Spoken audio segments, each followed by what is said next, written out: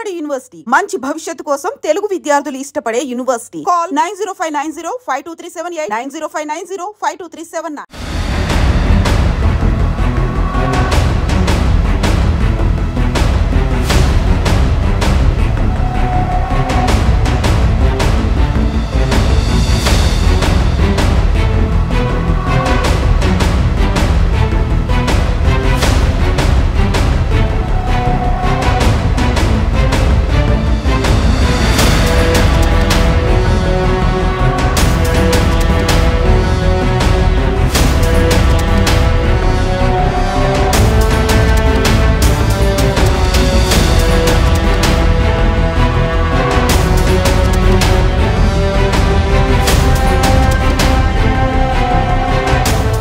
Welcome to I dream. ప్రియుడు మత్తు ముందు పేగబంధం ఓడిపోయింది.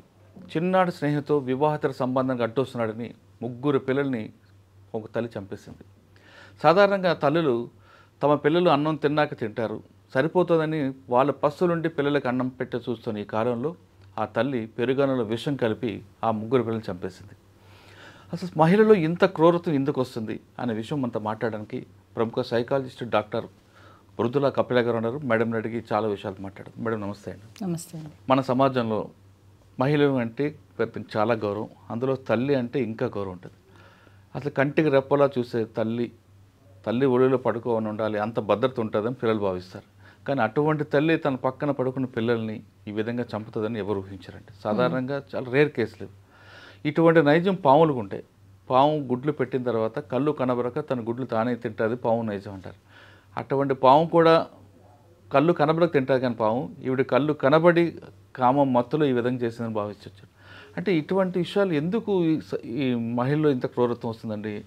తర్వాత సాధారణంగా కత్తి ఘాటు తగిలితేనే కళ్ళ నీళ్ళు వచ్చే వీళ్ళకి కన్న పేగుని చంపుకుంటున్న వాళ్ళ బాధ కూడా ఆవిడ లేకపోవడం, అన్నిటికంటే ఇంపార్టెంట్ డెడ్ బాడీని కూడా చూడడానికి ఇష్టపడిన ఆవిడ అంత క్రూరత్వంగా తయారవడానికి కారణం అనుకుంటారు. ఫస్ట్ అండ్ ఫార్మోస్ట్ అండి, మన సొసైటీల్లో ఎక్స్పెక్టేషన్స్ అనేవి ఉన్నాయి. అయితే ఈ మధ్యలో వస్తున్న చాలా ఒక పాండమిక్లా ఉన్నది ఏంటి అంటే social media influence. Social media ఇన్ఫ్లుయెన్స్కి అసలు అద్దు లేకుండా అది చాలా వాస్ట్గా స్ప్రెడ్ అయిపోయింది. ఇన్ఫ్యాక్ట్ చాలామంది అట్లీస్ట్ ఆన్ యావరేజ్ ఇండియాలో చూస్తే ఆల్ ఏజ్ గ్రూప్స్ వాళ్ళు మినిమం 4 hours స్పెండ్ చేస్తున్నారు పర్ డే. 4 hours మీరు సోషల్ మీడియాలోనే స్పెండ్ చేస్తే. ఇంకోటి దీంట్లో చాలా ఫ్రీక్వెంట్గా మనం మాట్లాడవలసిన విషయం ఏంటంటే ఆల్గరిథమ్స్. మనం ఒక టైప్ ఆఫ్ కాంటెంట్ చూస్తున్నాము అంటే అదే టైప్ ఆఫ్ కాంటెంట్ని ఇంకా ఇంటెన్సిఫై చేస్తూ మనకి డిఫరెంట్ వీడియోస్ వస్తూ ఉంటాయి. సో ఈ వీడియోస్ వస్తున్నప్పుడు మీరు ఆలోచించండి, ఒక మూవీ చూసి బయటికి రాగానే మనం ఆ మూవీ గురించి రివ్యూ ఇవ్వని అడుగుతారు. అదే వారం తర్వాత ఆ మూవీ గురించి చెప్పమంటే మనం అదే ఇంటెన్సిటీతో చెప్పలేకపోతాం. This is what is happening. ఇప్పుడు ఏమవుతుంది అంటే ప్రాబ్లమ్, ఇలా సోషల్ మీడియాలో ఒక టైప్ ఆఫ్ కాంటెంట్ చూస్తూ అలా కంటిన్యూస్గా దాన్నే చూస్తూ వెళ్తూ ఉంటే అండ్ అది హ్యాబిట్ లాగా ఫామ్ అవుతూ ఉంటే, మనందరికీ తెలుసు 7 days కంటిన్యూస్గా ఒకే పని చేసామంటే అది హ్యాబిట్ లాగా అయ్యే ఛాన్సెస్ ఉన్నాయని. సో ఇమోషనల్ కంట్రోల్ అనేది మనలో లేనప్పుడు ఇలాంటి హ్యాబిట్ ఫార్మేషన్స్ చాలా ఈజీగా ఉంటుంది. అంటే సోషల్ మీడియా అనేది ఇప్పుడు వచ్చిందండి. సోషల్ మీడియా రాకముందు కూడా కొన్ని కేసులు రిపోర్ట్ అయ్యాయి. ఎస్ఆర్ నగర్లో శైలజ అని ఒక ఆమె ఉంటారు. ఆమె ఒక భర్తనితో పాటు ఉంటుండగా ఇంకొకతో సంబంధం పెట్టుకొని ఆయన డబ్బులు అడిగాడని చెప్పి ఆమెను అతను ముక్కలుగా నరికి ఫ్రిడ్జ్లో పెడుతుంది. అప్పుడు సోషల్ మీడియా లేదే కాదు. అంటే నేను చెప్పేది ఏంటి అంటే ఒక ఆలోచనని ఇంకొక ఆలోచనతోటి యాడ్ చేస్తూ ఉన్న ఎన్వైర్మెంటల్ ఇన్ఫ్లుయెన్సెస్ ఏవైతే ఉన్నాయో వాటితోటే ప్రాబ్లం. ఆవిడ చూస్తుండకపోవచ్చు, కానీ ఇన్ఫ్లుయెన్స్ అనేది చాలా ఈజీగా అయిపోతున్నారు. ఇన్ఫ్లుయెన్స్ అంటే ఏంటి? మనం చుట్టుపక్కల వాళ్ళ అభిప్రాయాన్ని మన అభిప్రాయంగా మార్చుకోవడం అంటే సెల్ఫ్ కంట్రోల్ లేకపోవడం. సెల్ఫ్ కంట్రోల్ అనేదే ఇమోషనల్ ఇంటెలిజెన్స్. ఆ ఇంటెలిజెన్స్ లేకుండా మనము అసలు వావివర్సలు లేకుండా జరుగుతుంది. మీరు చెప్పే ఒక్క ఇష్యూవే కాదు, నిన్న కూడా పేపర్లో వచ్చింది, కూతుర్ని రేప్ చేసి యావజ్జీవ కారాగార శిక్ష అనుభవిస్తున్న తండ్రి మీరు ఇందాక అన్నట్టు ఒక తల్లి కానీ తండ్రి parents as such are home is a safe environment. వాళ్ళకి పిల్లలకి ఇంతకంటే సేఫ్ ఎన్వైర్న్మెంట్ లేదు అనే ఆలోచన ఉన్నప్పుడు వాళ్ళే పిల్లలకి శత్రువులుగా మారుతున్నారు. ఎందుకు అంటే వాళ్ళు ఇన్ఫ్లుయెన్స్ అవుతున్న పద్ధతిని బట్టి, చుట్టుపక్కల ఉన్న వాళ్ళ పద్ధతిని బట్టి. చాలా మటుకు మీరు అంటే ఇప్పుడు నేను ఒపీనియన్ ఇస్తున్నాను, మీరు ఒక ఒపీనియన్ ఇస్తారు. చాలామంది పెద్దవాళ్ళు ప్రవచనాలు కానీ డిఫరెంట్ సోషల్ ఎన్వైర్న్మెంట్స్లో కానీ డిఫరెంట్ ఒపీనియన్స్ ఇస్తారు. కానీ మీరు అంటే మీరు ఇన్ ద సెన్స్ ఎవరైనా అది విన్నప్పుడు దాంట్లో మీ ఆలోచనని కలిపి మీకున్న ఇన్ఫ్లుయెన్స్, మీకున్న ఎక్స్పీరియన్స్ ఇప్పటిదాకా ఉన్నది, మీకున్న నాలెడ్జ్, విజ్డమ్ అదంతా దాంట్లో యాడ్ చేసుకుని దాని నుంచి మీరు రెస్పాన్స్ తీసుకోవాలి, ఇన్ఫరెన్స్ తీసుకోవాలి. కానీ ఏమవుతుంది అంటే మీ ఇన్ఫ్లుయెన్సే నా ఇన్ఫ్లుయెన్స్ అయిపోతుంది. సో అవతలి వాళ్ళు చెప్పేది వాళ్ళ అభిప్రాయాన్ని బట్టి చెప్తున్నారు. ఆ అభిప్రాయ భేదంని మనం రికగ్నైజ్ చేసి మనదంటూ ఒక అభిప్రాయం ఫామ్ చేసుకుంటే ఇలాంటి ప్రాబ్లమ్స్ ఉండదు. కానీ అంత అవగాహన ఇప్పుడు ఉన్న వాళ్ళకి ఎక్కడుంది? ఎక్కడి నుంచో అంటే ఒకప్పుడు ఊర్ల నుంచి రూరల్ ఏరియాస్ని ఉన్నవాళ్ళు ఆ రూరల్ ఏరియాస్లో ఉన్న పెద్దవాళ్ళ మాటలు వినేవాళ్ళు. కొంచెం కట్టుబాట్లు ఉండేవి గ్రామానికి కానీ ఒక విలేజ్కి కానీ. ఇప్పుడు ఆ కట్టుబాట్లు విలేజెస్లోనూ లేవు. ఏంటి అంటే ఎక్స్ప్రెషన్ ఆఫ్ స్పీచ్, మీకు ఫ్రీ స్పీచ్ ఉంది, మీకు ఫ్రీడమ్ ఉంది, మీకు ఇంత అంటే ఎక్స్ప్రెస్ చేయడానికి మీకు అలౌ చేస్తున్నారు అని అంటే మన ఇష్టం వచ్చినట్టు విచ్చలవిడిగా ఎక్స్ప్రెస్ చేయడం కుదరదు. సో ఇప్పుడు ఈ తల్లి విషయమే తీసుకోండి. మనం ఎన్ని ఎక్స్ట్రా మ్యారిటల్ అఫైర్స్ చూస్తున్నాము చుట్టుపక్కల. అంటే అవన్నీ ఇప్పుడు మీడియా వైపు నుంచి కానీ టీవీలో కానీ డిఫరెంట్ ఛానల్స్లో కానీ దాన్ని ఒక్కొక్క విధంగా దాన్ని ఎక్స్ప్లెయిన్ చేస్తూ ఉంటారు. ఎవరు ఎక్కడ ఎలా ఇన్ఫ్లుయెన్స్ అవుతున్నారు అన్నది తెలియదు మనకి. అలాంటప్పుడు బాధ్యత ఎవరిది? రెండు పక్కల సొసైటీ కూడా చూసుకోవాలి, in the same way media చూడాలి, ఇన్ ద సేమ్ వే వింటున్న వాళ్ళు కూడా ఎంతవరకు ఇన్ఫ్లుయెన్స్ అవ్వాలి అని ఏది చూపిస్తే అది మనం కరెక్ట్ అనుకుంటే దాన్ని వ్యాలిడేట్ చేయకుండా. కేసు తీసుకుంటే ఈ కేసులో అమ్మాయి వెర్షన్ డిఫరెంట్గా ఉందండి.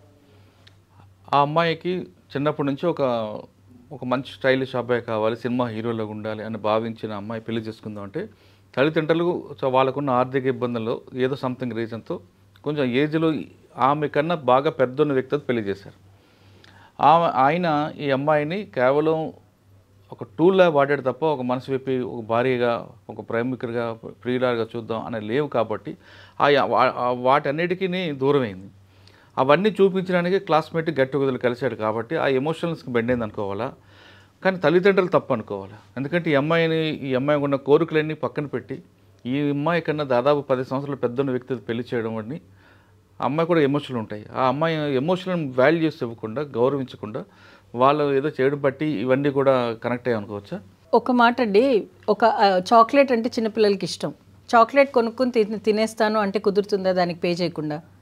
మనకి వాల్యూస్, మారల్స్, ఎథిక్స్, కట్టుబాట్లు అనేది ఒక సొసైటీని రన్ చేయడానికి కోసం దాని విలువల్లో, దాని పరిమితిలో ఉండి మీరు ఏమైనా చేసుకోవచ్చు. ఇమోషన్స్ ఎక్స్ప్రెస్ చేయొచ్చు, మీకు ఇమోషన్స్ ఉండొచ్చు, మీరు కూడా మంచిగా బతకాలి అని ఆలోచన అందరికీ ఉండాలి కూడా. కానీ అది ఎంతవరకు కరెక్ట్? ఇప్పుడు తల్లిదండ్రులు పెళ్లి చేశారు, ఫోర్సబుల్గానే పెళ్లి చేశారు, దానికి ఒక సొల్యూషన్ వెతకాలి. కానీ ఇది సొల్యూషన్ అని అనుకోకూడదు. Crime is not always a solution. ముగ్గురు పిల్లల్ని ఆ మనసుకి ఎలా జరుగుతుంది? మనసుని మీరు కట్టుబాటు చేయకుండా ఉంటే పిల్లలు నాకు పుట్టిన వాళ్ళు కాదు, ఆయన కన్నాడు కాబట్టి నాకు ఇష్టమైన వ్యక్తి కనబడ్డాడు, ఆయనతో పిల్లల కంటారని భావించవచ్చు కదా సార్. ఏదైనా ఇప్పుడు మన శత్రు దేశం వాళ్ళు మన మీద బాంబు వేస్తే అది వాళ్ళకి పేట్రియాటిజం, మనకు అది టెర్రరిజం. ఏది కరెక్ట్ ఇక్కడ? మన వైపు చూస్తే మన కరెక్ట్, ఆమె వైపు అటుకి పాకిస్తాన్కి వెళ్తే మనకి అది వాళ్ళ వైపు కరెక్ట్ అంటారు. సో మీరు ఎక్కడున్నారో దాన్ని బట్టి మీరు కరెక్ట్ రాంగ్ డిసైడ్ చేసుకోవాలి. అంటే ఇప్పుడు ఈవిడ విషయంలో చూసుకుంటే ఆవిడకి పెళ్ళయింది, పెళ్ళికి ఒక కట్టుబాట్లు ఉన్నాయి. పెళ్ళి అయిన తర్వాత పిల్లలు ఉన్నారు, పిల్లలకి ఎలా పెంచాలి అనే దానికన్నా కట్టుబాట్లు ఉన్నాయి. ఇవన్నీ ఒప్పుకుని పెళ్లి చేసుకుని పిల్లల్ని కనింది. ఇట్స్ నాట్ అడాప్టెడ్ చిల్డ్రన్, ఆవిడకి పుట్టిన వాళ్ళు. ఒప్పుకుందని మనం ఎందుకు అనుకోవాలి? బలవంతం తల్లిదండ్రులు చేస్తుండొచ్చు కదా. అమ్మాయికి, ఏ అమ్మాయికైనా కొన్ని ఆనందాలు ఉంటాయి, కొన్ని సంతోషాలు ఉంటాయి, కొన్ని కోరికలు ఉంటాయి. ఆమె దృష్టిలో ఒక హీరో ఎవరు ఉండాలి, ఎవరో వ్యక్తిని కట్టబెట్టారు. కానీ ఆమెకున్న కోరికలు చంపుకోలేకపోతుంటుంది. కానీ కాలం మారుతున్న కొలది ఆమె ట్రెండ్ కూడా మారుతుంది. ఓకే, జీవితం అనేది ఏంటి, మీకు ఏది కావాలి జీవితంలో సాధించాలనేది మీకు క్లారిటీ ఉంటే ఇలాంటి తప్పులు చేయరు. ఎందుకు అంటే లాంగ్ టర్మ్గా మీకు ఏం కావాలి? ఒక క్రైమ్ చేస్తే పోలీసులు పట్టుకుంటారని తెలీదా? సొసైటీలో ఇన్నేళ్ళు ఒక ఆవిడకి ఎంతో ఏజ్ ఉంటుంది కదా, 3 పిల్లలు తల్లి అయిందంటే మ్యాక్సిమం ఒక 25-30 ఉండొచ్చు ఏజ్. 30 ఏళ్ళగా మీరు బ్రతుకుతున్న సొసైటీలో కొన్ని కట్టుబాట్లు ఉన్నాయి. ఇవి అతిమీరితే నాకేం కాన్సిక్వెన్సెస్ వస్తాయని తెలీదా? తెలిసినప్పుడు ఆ క్షణం ఆ ఒక్క ఫ్యూ మినిట్స్ ఆఫ్ ఇమోషనల్ ఇంబ్యాలెన్స్కి లైఫ్ని అంతా ఇచ్చేసేసింది. అంటే ఆమె ఆయన మత్తులో పూర్తిగా ఉంది కాబట్టి ఇంకా ఆమెకు తెలిసినట్లేదు. మత్తు అనేది ఆవిడకి తెలియనప్పుడు చుట్టుపక్కల వాళ్ళు చెప్పాలి. అంటే ఎవరితో షేర్ చేసుకోలేదేమో ఆమె. అంటే మనం ఇప్పుడు ఏమో అనేవి బోల్డ్ అని ఉంటాయండి అక్కడ. మనకి అంటే నిజానిజాలు తెలియకుండా మనం క్లియర్గా ఆవిడదే తప్పు లేకపోతే ఆయనదే తప్పు అని చెప్పలేము. కానీ ఇలాంటి సిచ్యువేషన్స్ని మనం ఎగ్జాంపుల్గా తీసుకుని సొసైటీకి ఏ మెసేజ్ ఇవ్వాలి అని ఆలోచిస్తే, ఒకవేళ ఇలా మేజర్గా ఇప్పుడు ఆమె కాన్సిక్వెన్సెస్ చూసి ఇలా ఆలోచించే వాళ్ళందరూ వాళ్ళని కట్టుబాటు చేసుకోవాలి. బికాజ్ ఏ క్రైమ్ కన్నా తప్పకుండా పనిష్మెంట్ ఉంటుంది. సత్యమేవ జయతే మనం యాక్సెప్ట్ చేస్తున్నది. ఎప్పుడైనా సత్యమే విన్ అవుతుంది. అలాంటప్పుడు మీరు ఎలాంటి సిచ్యువేషన్లో ఉన్నా సరే ఇమోషన్స్ని ఎంత కంట్రోల్ చేసుకోవాలి. ఎవరికి అంటే చాలామంది చిన్నపిల్లలకో లేకపోతే యంగ్స్టర్స్కి కూడా నాకు సల్మాన్ ఖాన్ అంటే ఇష్టం, నాకు హృతిక్ రోషన్ అంటే ఇష్టం, నాకు సచిన్ టెండూల్కర్ అంటే ఇష్టం, నాకు ధోని అంటే ఇష్టం, వెళ్ళి వాళ్ళని పెళ్ళిళ్ళు చేసుకుంటారా? కాదు కదా. అంటే వాళ్ళు సరే వాళ్ళ ఐడియల్స్ సెలబ్రిటీస్ వాళ్ళని అందుబాటులో ఉండరు, సో దానికి ఈక్వలెంట్గా ఆల్టర్నేటివ్ ఎవరు కనపడితే వాళ్ళని చేసుకుంటా అంటే సివిలైజేషన్ ఎక్కడి నుంచి వచ్చింది? మానవిత్వం అంటే సొసైటీ అనేది కట్టుబాట్లతోటే ఉంటుంది, లేకపోతే అలాగే సహజీవనం అంటే అంత కమ్యూనిటీస్లో ఉండలేరు. ఓకే సార్, ఆ విషయం పక్కన పెడదాం మేడం. మీరు చెప్పింది కరెక్ట్. సోషల్ మీడియా ఎఫెక్ట్ మీద ఉంది కాబట్టి నేరం చేసేది. కానీ ప్రతి తల్లికి తర్వాత నేరం చేసిన తర్వాత భార్యని చంపిన భర్త అయినా, భర్తకు చంపిన భార్య అయినా, పిల్లలు చంపిన తల్లి అయినా, నేరం జరిగిన తర్వాత వాళ్ళు పరివర్తన వస్తుందండి. తప్పు చేసామన్న ఫీలింగ్ వస్తుంది. కానీ ఈమెలో అసలు ఆమె ఏం మాత్రం కంటి నుంచో కనీసం ఒక బొట్టు కూడా రాల్చకుండా డెడ్ బాడీ చివరి చూపు చూడమని చెప్పినా సరే చూడకుండా లేదంటే అంత కఠినంగా ఆడవాళ్ళ మనసు ఉంటుంది అంటారా? అంటే ఆడవాళ్ళ మనసు కంట ఆవిడ అనుభవించిన లైఫ్ ఎలాంటిదో మనకు తెలియదు. దాని గురించి మనం శ్రద్ధ పెట్టాలి. ఇక్కడ ఆడవాళ్ళ మనసు అనేది ఆడవాళ్ళైనా మగవాళ్ళైనా హ్యుమానిటీ ఒకటే. వాళ్ళకి ఎక్కువ వీళ్ళకి తక్కువ ఉంటుందని నేను అనుకోవట్లేదు. కానీ పరిస్థితులు ఆవిడ అలాంటి అంత క్రూరంగా మారడానికి ఏంటి కారణాలు అన్నది ఐ కాంట్ కమెంట్. ఒకవేళ కారణాలు ఉండొచ్చు, 100 కారణాలు ఉండొచ్చు. భర్త వైపు నుంచి వేధింపులు ఉండొచ్చు, అత్తమామలు ఉండొచ్చు, లేదా ఆర్థికంగా స్తోమత లేదనొచ్చు, భర్త డ్రైవర్ అని ఎవరైనా సమాజంలో కించపరచచ్చు. కానీ పిల్లలు ఏం చేశారండి? పిల్లలు అంటే ఇప్పుడు నేను ఆవిడని సపోర్ట్ చేస్తున్నానని కాదు, కానీ ఇప్పుడు మన పరిస్థితిలో ఎవరైనా సరే ఎక్స్ట్రీమ్గా ఒక పిల్లిని గోడ దాకా తోసేశారంటే అది కూడా వెనకబడుతుంది. సో అప్పుడు ఏ వివక్షణ ఉండదు, కరెక్ట్ రాంగ్ అనేది ఉండదు. అందుకని అలా చేసినట్టుంది ఆవిడ ఇన్ఫ్లుయెన్స్ తోటి. ఎవరి ఇన్ఫ్లుయెన్స్ అయినా అయి ఉండొచ్చు, ఆ ప్రియుడి ఇన్ఫ్లుయెన్స్ కూడా అయి ఉండొచ్చు. నువ్వు అడ్డు తొడుక్కుంటే మనం వెళ్ళిపోవచ్చు అనే ఆలోచన ఆయనది కూడా ఉండొచ్చు. కానీ కాన్సిక్వెన్సెస్ ఎంత చెప్పినా ఎంత మత్తులో ఉన్నా ఆ పేగుబంధం అనేది ఉంటుంది కదా మేడం ఆడవాళ్ళకి. దాన్ని ఎవరు చంపలేము కదా. దానికి పేగుబంధం ఎమోషనే కదండి, అది ఒక ఎమోషనే. సో ఇప్పుడు మీరు అన్నట్టు ఆవిడ ఏం అనుభవించింది అన్నది మనకు తెలీదు. ఎందుకు అలాంటి ఆ క్షణకాలంలో అయిన విషయం అయి ఉండొచ్చు. ఆవిడ అవతల వాళ్ళ కొంతమంది డిఫెన్స్ మెకానిజమ్స్ ఉంటాయి. సిగ్మెండ్ ఫ్రాయిడ్ అన్నారు డిఫెన్స్ మెకానిజమ్స్ అని. నేను ఫర్ ఎగ్జాంపుల్ మీకు చాలా స్ట్రెస్ ఉంది ఆఫీస్లో, మీరు ఎవరి మీద చూపిస్తారు? మీకంటే తక్కువ ఉన్న వాళ్ళ మీద చూపిస్తారు. అది మీ పిల్లలే అవ్వచ్చు, భార్య అవ్వచ్చు, భర్తే అవ్వచ్చు, లేకపోతే ఇంట్లో పని మనిషి అవ్వచ్చు, ఎవరో ఒకళ్ళు. అంటే మీకంట మీరు అనుకుంటున్నట్టు వాళ్ళు తక్కువగా ఉన్నారు, మీ సబార్డినేట్స్ అని అనుకున్నప్పుడు మీరు దాని మీద చూపిస్తారు. ఇన్ ద సేమ్ వే ఈవిడ డిఫెన్స్ మెకానిజం ఇలా చూపించింది. ఆవిడకి కోపింగ్ మెకానిజమ్స్ లేవు, చిన్నప్పటి నుంచి పెంచి ఉండరు. అలాగా పెంచి ఉంటుంటే ఆవిడకి వేరే ఆల్టర్నేటివ్స్ ఆలోచన వచ్చేది. దీన్ని ఎలా సాల్వ్ చేసుకోవాలి? First of all situation is not right. మీరు కొన్ని కమిట్మెంట్స్ ఉన్న తర్వాత అలాంటి సిచ్యువేషన్లోకి రాకూడదు. ఆ సిచ్యువేషన్లోకి వచ్చారు, మీరు అన్ఎక్స్పెక్టెడ్గా వెళ్ళిపోయింది అంటే మీరు ఏ విధంగా దాన్ని ట్యాకిల్ చేస్తున్నారు అనేది మీ ఇమోషనల్ ఇంటెలిజెన్స్ మీద ఉంటుంది. అది నేర్పించాలి పిల్లలకి. ఇప్పుడు అంత సమాజంలో ఇంత గొడవలు ఎందుకు అవుతున్నాయి? క్రైమ్కి రీజన్ ఏంటి అంటే మేజర్గా వాళ్ళని సరిగ్గా పెంచకపోవడం, వాళ్ళని ఎక్స్ప్లెయిన్ చేయడం. మిస్టేక్ అని నేను అనను, కానీ వాళ్ళకు కూడా తెలిసి ఉండదు, తల్లిదండ్రులకు కూడా వాళ్ళకి తెలిసి ఉండదు. అంటే నా పిల్లలు మంచిగా పెరుగుతున్నారనే అందరూ అనుకుంటారు. ఒకటండి, తెలిసిన తర్వాత కూడా మాదే పెత్తనం ఉండాలని కొంతమంది ప్రవర్తిస్తుంటారు. అదే మనుషులు వివిధ రకాలుగా ఉంటారు. ఎవరు ఎలా ఆలోచిస్తారు అనేది వాళ్ళు చెప్పందే. పర్సనాలిటీ అనేది నేను చెప్పందే, నేను ఎలాంటి పర్సనాలిటీ అనేది మీకు తెలీదు. గెస్ చేయడము అవన్నీ వేరే విషయము, అనలైజ్ చేసి సైంటిఫిక్గా చేయడం అది వేరే విషయం. కానీ మామూలుగా మొహం చూసుకున్నప్పుడు మీరు నేను ఎలాంటి దాన్ని మీకు తెలీదు, మీరు ఎలాంటి వారు నాకు తెలీదు. అదంతా నేను చెప్తే నేను ఎలాంటి దాన్ని అని నేను చెప్పేదాకా మీకు కూడా తెలియదు. ఇన్ఫ్యాక్ట్ నాకే తెలీదు నాలో ఉన్న లోపాలు ఏంటో నాకు తెలియదు. ఎవరిలో ఉన్న లోపాలు వాళ్ళు ఇంట్రోస్పెక్షన్ చేస్తే కానీ తెలియదు. Self awareness one of the aspect of emotional intelligence. ఈ కేసులో తీసుకుంటే ఈ అమ్మాయికి చిన్నప్పుడు ఆయన పెళ్లి చేస్తున్నప్పుడు ఆ అమ్మాయి విలువలకు గౌరవించుంటే ఈ పరిస్థితి వచ్చి ఉంటుందా? విలువలకు గౌరవించి ఆవిడకి తగ్గిన భర్తని చేసిన తర్వాత కూడా ప్రాబ్లమ్స్ వచ్చిన ఫ్యామిలీస్ ఎన్ని ఉన్నాయండి? ఉంటాయి. ఉన్నప్పుడు ఆవిడ మరి అలా నేను అన్నాను కదా అలా అంత మాత్రం నాకు చేసేస్తారా? పెద్దవాళ్ళు కదా, మీరు నా బాధ్యత తీసుకోరా అని అడిగితే దీనికి ఇది అది అని కరెక్ట్గా సిచ్యువేషన్ మనం చెప్పలేం. మనిషిలోనే పరివర్తన రావాలి, మనిషి ఆలోచనలోనే పరివర్తన రావాలి. ఒక ఆలోచన వచ్చినప్పుడు ఎలాంటి ఆలోచన వస్తే అది నాకు సమాజానికి హితం చేస్తుంది అనేది ఆలోచించి దాని ప్రకారంగా మా పిల్లల్ని పెంచాలి. అలాంటి వాళ్ళనే సిటిజన్స్గా ఇవ్వాలి. That's the first function of family. Family అంటేనే ప్రొక్రియేషన్ అంటేనే సిటిజన్స్ని డెవలప్ చేయడం. ఒక మంచి సిటిజన్, నేను ఎలాంటి సిటిజన్ని సొసైటీకి ఇస్తున్నాను అనే ఆలోచన ఉండాలి ప్రతి వాళ్ళకి. అండ్ నేను పెద్దయ్యాక కూడా నేను ఎలా కాంట్రిబ్యూట్ చేయగలుగుతాను సమాజానికి, ఏంటి నేను ఇచ్చే మెసేజ్ ఏంటి, నా పుట్టుకతోటి నాకున్న పర్పస్ ఏంటి, ఇవన్నీ విషయాలు కొన్ని అంటే మనం ఈ సోషల్ మీడియాలో కూడా చెప్పాలి అంటే క్రింజ్ కాంటెంట్ ఎక్కువగా పోతుంది. క్రింజ్ అంటే నెగిటివ్గా ఉండడము, లేకపోతే డార్క్ వెబ్, ఇలాంటివి ఎక్కువగా వెళ్తున్నాయి. ఎందుకు అంటే ఆ ఇమోషన్కి వాళ్ళు రెసిప్రొకేట్ అవుతున్నట్టుగా వీళ్ళకి అనిపిస్తుంది. ఇప్పుడు నేను సోషల్ మీడియాలో చాలా అడిక్ట్ అయ్యి ఉన్నాను అనుకోండి, అదే చూస్తున్నాను. Social media need not be only Instagram or phones. It can be TV, it can be movies, it can be anything which is under vision inspection. So ఈ విషయాలలో ఏమవుతుంది, కొన్ని మూవీస్ నాకు నచ్చుతున్నాయి. ఎందుకు నేను అనుకుంటున్నట్టు వాళ్ళు కూడా చెప్తున్నారు. అంటే they are seconding my opinion. So I will get connected. తప్పు కూడా రైట్ అనుకుంటున్నారు మీరే. ఎందుకు వాళ్ళు కూడా చేశారు కదా, వాళ్ళు కూడా చేశారు. సమాజంలో వాళ్ళ గురించి కమెంట్స్ వచ్చాయి.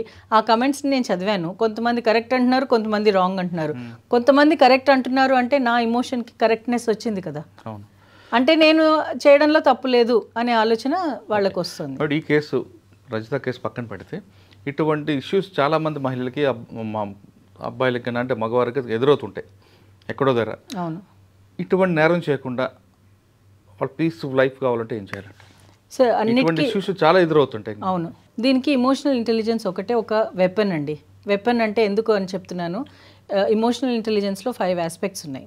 5 aspects: self awareness, self regulation, social skills, empathy and motivation. ఈ 5 స్కిల్స్ మనం నేర్చుకున్నప్పుడు సెల్ఫ్ అవేర్నెస్, నేనేంటి, నన్ను ఏది ట్రిగర్ చేస్తుంది, నా ప్రాబ్లమ్స్ ఏంటి. దీన్ని మీకు ఒక చిన్న స్మాల్ స్టోరీ కింద చెప్పాలి అంటే మీకు మహాభారతం తెలుసు కదా. మహాభారతంలో అసలు మహాభారతం స్టోరీ ఎక్కడ జరిగింది? కురుక్షేత్రంలో ఏమైంది? కౌరవులు పాండవులు ఒకరితో ఒకరు కొట్లాడుకున్నారు. ఇదంతా నడిపింది శ్రీకృష్ణుడు. సో ఇప్పుడు మీరు ఆలోచించండి, మన లైఫ్ను ఒక మహాభారతం కింద తీసుకుంటే ఈ కురుక్షేత్రం అనేది స్ట్రగుల్స్ ఆఫ్ లైఫ్, మనం లైఫ్ లీడ్ చేయడానికి చేస్తున్న స్ట్రగుల్స్. కౌరవులందరూ ఆల్ దీస్ నెగిటివ్ ఆస్పెక్ట్స్ మన గ్రోత్కి హర్డిల్ చేసేవన్నీ కౌరవుల కింద మనం కన్సిడర్ చేస్తే మనకు 100 కాదు, లక్షలు, 90 చాలా వేళ్ళు, కోట్లలో ఉన్నారు. సో ఇవన్నిటికీ ఈ 5 aspects, self awareness, Yudhishthira Dharmaraju ధర్మాన్ని పాటించాలి అని అన్నాడు. ధర్మం అంటే ఏంటి అంటే నేనేం కాంట్రిబ్యూట్ చేయగలను, నా పాజిటివ్స్ నెగిటివ్స్ ఏంటి అని నాకు ఆలోచన వచ్చిందనుకోండి, నేను దాన్ని ఎలా ఉపయోగించాలో నాకు అర్థమవుతుంది. సెల్ఫ్ రెగ్యులేషన్, భీముడు 1000 ఏనుగుల బలం ఉన్నా సరే కృష్ణుడు చెప్పిందే చేశాడు. సో ఆ 1000 ఏనుగుల బలం ఏంటి? మీ పొటెన్షియల్స్, మీకున్న పొటెన్షియల్స్ అవన్నీ. నేను ఇది చేయగలను, నాకు మాట్లాడడం బాగా వచ్చు, నేను ఈవెంట్స్ బాగా ఆర్గనైజ్ చేయగలను, లేకపోతే ఇంటర్పర్సనల్ స్కిల్స్లో నేను చాలా ప్రావీణ్యత ఉంది, వాట్ ఎవర్ XYZ. అవి నేనేంటి అన్నది నాకు అవి రెగ్యులేట్ చేసుకుని నేను అవసరమైన వాటికి యూజ్ చేసుకున్నాను అనుకోండి, I will have a better future. Then social skills, అర్జునుడు 2 చేతులతోటి బాణాలు వేయగలడు. ప్రతి వెపన్ గురించి ఆయనకి అవగాహన ఉంది. అంతంత వెపన్స్ గురించి అవగాహన ఉండి కూడా శ్రీకృష్ణుడు చెప్పిందే చేశాడు. తర్వాత నకుల సహదేవులు, వీళ్ళిద్దరూ అశ్వాలు గుర్రాలని ఆర్మీని రెడీ చేశారు. మన మోటివేషన్, మన ఎంపతి, ఇవి 2 మనం ఎలా ఉండాలి, మనం ఎలా మనం కండక్ట్ చేసుకోవాలి అన్నది నేర్పుతుంది. సో ఇవన్నీ కనుక మనం అవలంబించుకుంటే మన లైఫ్ స్టైల్లో అవి మనని ముందుకు నడుపుతుంది. మనం కృష్ణుడుగా అంటే మీరే మీ జీవితం ఇచ్చే కురుక్షేత్రంలో మీరే కృష్ణుడు. మీరు కృష్ణుడిగా భావించి ఈ 5 ఆస్పెక్ట్స్ ఆఫ్ పాండవుల్ని మీరు కరెక్ట్గా యాక్సెప్ట్ చేసి యూజ్ చేసుకోగలిగితే మీకు సక్సెస్ఫుల్గా ఉంటుంది. మీ ఆలోచన చెడిపోదు, ఎప్పటికీ ఒక డైరెక్షన్లో వెళ్తుంది. సో మన సనాతన ధర్మమే కానివ్వండి, any religion for that matter ఇవే చెప్తుంది. మీకు ఉన్న స్తోమతలను బట్టి, మీకున్న విసినిటీని బట్టి మీరు మీ పొటెన్షియల్ని ఎలా యూస్ చేసుకుంటారు, దాన్ని ఎలా కాంట్రిబ్యూట్ చేయగలుగుతారు. అంటే మీరు చెప్పిన 5 కాకుండా 5 T's ఉంటాయండి. ఆ 5 T's కూడా ఇంప్లిమెంట్ చేయొచ్చా? చెప్పండి అవి. 1 టాక్, రెగ్యులర్గా భర్తతో మాట్లాడడం, భర్త భార్యతో మాట్లాడడం. 2 టాలరేట్ చేయడం. 3 ట్రస్ట్, ఇద్దరి మీద ఒకరికి నమ్మకం. 4 టూర్, అంటే బయటికి భార్య భర్తలు అప్పుడప్పుడు భార్య అయినా సరే భర్తను తీసుకొని భార్య సరే లేదు ఇద్దరు బయటికి వెళ్తే కొంచెం రిలాక్స్ అవ్వడం. 5 టచ్. ఈ 5 కరెక్ట్గా జరిగితే ఆ ఫ్యామిలీ హ్యాపీగా ఉంటుంది కదా. యా, మనం ఏదన్నా దానికి ఏదన్నా పెట్టుకోవచ్చు. మన పద్ధతి ఏదైనా సరే, దాన్ని ఏ పేరుతో పెట్టినా సరే, ఇంటర్పర్సనల్ స్కిల్స్ అనేది, కాన్వర్సేషన్స్, కమ్యూనికేషన్స్ అనేది చాలా ఇంపార్టెంట్. ఒకరి గురించి ఒకరికి రెస్పెక్ట్ ఉండాలి, ఒకరి గురించి ఒకరు నేర్చుకోవాలి, తెలుసుకోవాలి. అలాంటప్పుడు చాలా మటుకు ఇందులో సైకాలజిస్ట్ వాళ్ళది రోల్స్ చాలా ఉన్నాయండి. నా అభిప్రాయం ప్రకారం ప్రీ మ్యారిటల్ కౌన్సిలింగ్స్ ఉండాలి. పెళ్ళికి ముందు ఒక కౌన్సిలింగ్ సెషన్ పెట్టాలి. భార్యాభర్తలు అవ్వబోతున్నారు, మీ లైఫ్ ఇలా ఉంటుంది అంటే ఇవి ప్రెడిక్షన్సే, ఫ్యూచర్లో ఇంకా తేడాలు ఉండొచ్చు, కానీ ఇలా ఉండే ఛాన్సెస్ ఉన్నాయి. మీరు ఈ విధంగా మిమ్మల్ని మీరు మార్చుకోవాలి, ఒకరినొకరు మీ కోపతాపాలన్నీ సరి చేసుకోవాలి, బ్యాలెన్స్ చేసుకోగలగాలి. ఒకరి మీద ఒకరికి కమిట్మెంట్ ఉండాలి. కమిట్మెంట్ అంటే ఏంటి? మ్యారేజ్ అనేది ఇన్స్టిట్యూషన్ కదా, ఆ ఇన్స్టిట్యూషన్కి ఉన్న మేజర్ కీ ఫీచర్స్ అన్నీ వాళ్ళకి ఎక్స్ప్లెయిన్ చేయాలి. Then in the same way parental counselling ఇవ్వాలి. పేరెంటల్ కౌన్సిలింగ్ పిల్లలు పుట్టక ముందు వీళ్ళు ప్లాన్ చేస్తున్నప్పుడు వాళ్ళకు ఒక కౌన్సిలింగ్ ఇవ్వాలి. వాళ్ళకి ఈ కౌన్సిలింగ్ ఇచ్చినప్పుడు ఏంటి, పిల్లలు పుడితే మీ బాధ్యతలు ఇలా ఉంటాయి, మీరు ఇలా తయారు చేయాలి వాళ్ళని, సో దట్ వాళ్ళు కమ్యూనిటీకి, విలేజ్కి, సిటీకి, కంట్రీకి కాంట్రిబ్యూట్ చేసేలాగా చేయగలగాలి. సో అలా చేయగలగాలి అంటే మీకు ఈ లక్షణాలు ఉండాలి, మీకు ఈ విజన్ ఉండాలి. ఫ్యూచర్లో మా పిల్లలు ఇలా ఉండాలి అని చెప్పే విజన్ ఉండాలి. ఇవన్నీ ఉన్నాయి అంటే కనుక మీరు పిల్లల్ని కనండి, లేకపోతే వద్దు, మానేసేయండి. మేడం, ఇప్పుడు రజిత లాంటి ఇష్యూ మన రాబోయే కాలంలో ఎవరికైనా ఎదురైంది అనుకోండి, చిన్ననాటి స్నేహితుడు కలిసాడని, అటువంటి సమస్య వచ్చినప్పుడు ఏం చేయాలి? దీని గురించే మ్యాక్సిమం ఒక కౌన్సిలింగ్ యూనిట్స్ పెట్టాలండి. ఎక్కడ పడితే అక్కడ మీకు ఒక వెంటిలేటింగ్, ఇప్పుడు ఈ ప్రాబ్లమ్స్ అన్నీ ఎక్కడ వస్తున్నాయంటే తనలో తాను కుమిలిపోయి, నేను ఎవరికి చెప్పాలో అర్థం కాక, నేను ఎవరికన్నా చెప్తే నన్ను జడ్జ్ చేస్తారేమో, నా వ్యాలిడేషన్ బాగుండదేమో అనే ఆలోచనతోటి ఎవరు ఏం చెప్పకుండా బాటిల్ అప్ అవుతున్నాయి. ఈ ఇమోషన్స్ అన్నీ బాటిల్ అప్ అవ్వకుండా ఎవరికన్నా చెప్పగలగాలి అంటే కౌన్సిలింగ్ సెంటర్స్ పెట్టాలి. And government should take role. Government role కాకుండా ఆ విక్టిమ్ ఏం చేయాలండి? ఇప్పుడు ఎవరైతే ఒక అనే అమ్మాయి ఉంది, ఆవిడ 3 పిల్లలు 2 పిల్లలు అనుకుందాం, ఎప్పుడో 20 years తర్వాత చిన్నాడు స్నేహితుడు కలిసాడు, సేమ్ ఎక్స్ప్రెషన్ ఇచ్చాడు అనుకోండి. అటువంటి సమస్యలు ఆమె భర్తకి చెప్పుకోలేదు, ఫ్రెండ్కి చెప్పుకోలేదు, ఆయనతో షేర్ చేసుకోలేదు. ఇటువంటి సిచ్యువేషన్లో ఉన్న అమ్మాయి రజితలాగా నేరం చేయకుండా ఉండాలంటే ఏం చేయాలి? వాళ్ళకి వెంటిలేషన్ యూనిట్స్ ఉండాలి. అదే నేను చెప్తున్నది, కౌన్సిలింగ్ సెంటర్స్ ఉండాలి. ఈ సెంటర్స్లో ఎవరు ఉంటారు అంటే, మీకు ఇప్పుడు ఫర్ ఎగ్జాంపుల్ మన సఖీ సెంటర్స్ చూడండి, చాలా సఖీ సెంటర్స్ ఉన్నాయి. వాళ్ళు అక్కడ కౌన్సిలర్స్ ఆర్ అవైలబుల్. చాలామందికి అవగాహన ఉంది, కానీ సమస్య వస్తేనే అక్కడికి వెళ్ళాలి అనే ఆలోచనతో ఉంటారు. లేదు, మనకు ఒక ప్లేస్ ఉంది, మనం వెంటిలేట్ చేసుకోవడానికి, మన మాట వినడానికి ఒకరు ఉన్నారు అని అనిపిస్తే వాళ్ళు అక్కడికి వెళ్ళడానికి ప్రోత్సాహం ఇవ్వాలి. And not only physical, online. అందుకనే అంటున్నాను, ఆన్లైన్ కూడా దానికి అవేర్నెస్ బిల్డ్ చేయాలండి. వాళ్ళు చెప్పుకోవాలి, వాళ్ళకి దగ్గర వాళ్ళతో చెప్పుకుంటే పర్వాలేదు. దగ్గర వాళ్ళు జడ్జ్మెంట్ చేస్తారనే కదా చెప్పుకోవట్లేదు. చుట్టుపక్కల వాళ్ళ పేరెంట్స్ అంతే ఓపెన్ ఉంటే రజిత అలా ఆలోచించుండేది కాదేమో. చుట్టుపక్కల ఉన్న వాళ్ళు అలాంటి వాళ్ళు ఉన్నారు, అలాంటి సపోర్ట్, ఇమోషనల్ సపోర్ట్ ఉంది అంటే తను అలా ఆలోచించేది కాదేమో. ఎవరో ఒకళ్ళు గైడ్ చేసేవాళ్ళు. ఆ గైడెన్స్, ఆ మెంటోరింగ్ లేదు. ఆ మెంటోరింగ్ ఉన్నప్పుడు వాళ్ళకి అలాంటి ప్రాబ్లమ్స్ ఉండవు. అట్లీస్ట్ టు సర్టన్ ఎక్స్టెంట్ అవన్నీ రెడ్యూస్ అయ్యే ఛాన్సెస్ ఉంటాయి. సో ఏంటి అంటే వెంటిలేటింగ్ యూనిట్స్ ఉండాలి, ఆఫ్లైన్ ఆర్ ఆన్లైన్. ఆన్లైన్ అయితే యూ కెన్ ఆల్సో, మీరు ఒక్కొక్కసారి స్ట్రేంజర్స్తో మాట్లాడడం ఇష్టపడతారు, ఎందుకంటే వాళ్ళకి మీ లైఫ్లో ఇన్ఫ్లుయెన్స్ ఉండదు కాబట్టి. అందుకనే కౌన్సిలర్స్ ఆర్ ఎంకరేజ్డ్. మీరు పోనీ మీ ఫేస్ని కవర్ చేసేసుకోండి, ఓవర్ ద ఫోన్ మాట్లాడండి, ఏదో ఒక పబ్లిక్ నెంబర్ నుంచి మాట్లాడండి. మీ ఐడెంటిటీ ఈజ్ నాట్ ఇంపార్టెంట్. మీకు అక్కడ జరుగుతున్న ప్రాబ్లం ఏంటి, దానికి సొల్యూషన్ ఎలా ఇవ్వగలము, దాన్ని మీ అంతటి మీరు ఎలా సాల్వ్ చేసుకోగలరు అనే సపోర్ట్ ప్రోగ్రామ్స్ ఏవైనా ఉంటే ఇలాంటి క్రైమ్ రేట్ తగ్గుతుంది.